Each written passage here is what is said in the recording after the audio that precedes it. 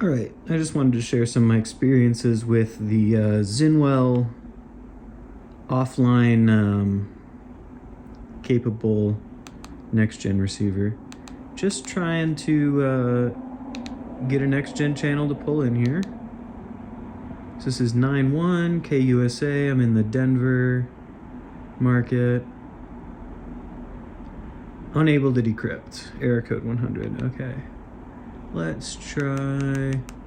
This is 2-222. There's no PSIP information. I don't know if this is just something erroneous, but it's a next-gen channel. Goes black like it's gonna decrypt something, and then just nothing.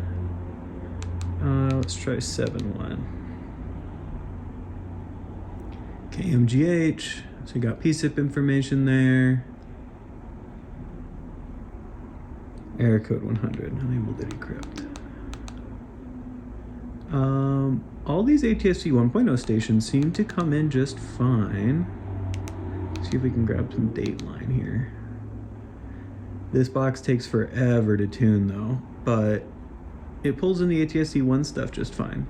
So that's coming in.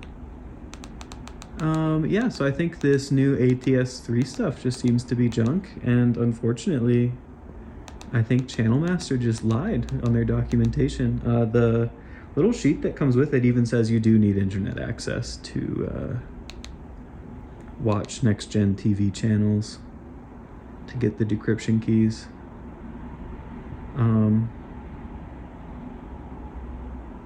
Oh, that came in. Oh, look at that. That's the first next-gen KDVR. Interesting. See if we can tune it again.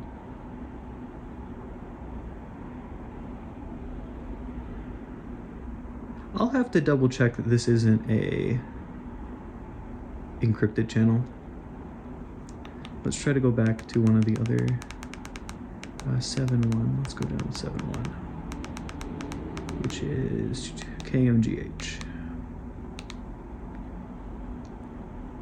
Yeah, PSIP coming in fine, got all the information about the channel.